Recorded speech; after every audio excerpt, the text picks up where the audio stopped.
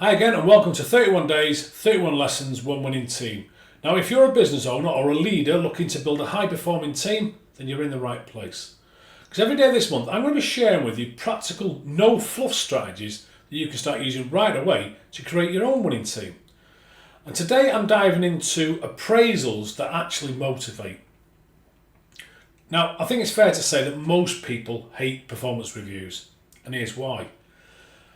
Traditional appraisals often focus solely on past mistakes and missed targets, leaving team members feeling demoralised and stuck in what went wrong.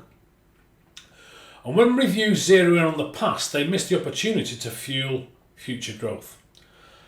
So instead, let's shift our perspective to performance appraisals that should not be a replay of past performance. Instead, they should be forward-looking conversations. And when you concentrate on where your team members want to go and how they can get there, you transform the appraisal from a dreaded obligation into a powerful tool for motivation and development. So instead of dwelling on what didn't work, you open up a dialogue about potential progress and personal growth. Let me share with you a quick story. I did some work with a manager who completely overhauled the way her team approached appraisals. So instead of listing every mistake from the previous quarter, she asked each team member about their career aspirations, put your teeth in Kev, the skills they wanted to develop and the challenges they anticipated. And by focusing on the future goals, her team left every meeting energised and empowered, knowing that exactly what support they'd get to achieve their ambitions. So here's your actionable step for today. Make your performance appraisals growth focused.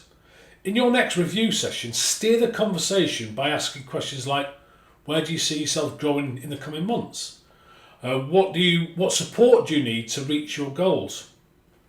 This not only helps to clarify expectation, but also makes it clear that you're invested in their success and not just in their past performance. And by reframing appraisals in this way, you create a culture where feedback is seen as a pathway to progress rather than a record of errors. And this change in approach will boost morale, it'll drive accountability and ultimately build a more resilient and motivated team.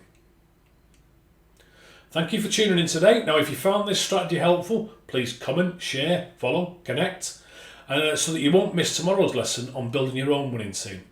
Until then, transform your performance reviews into conversations that inspire growth and empower success.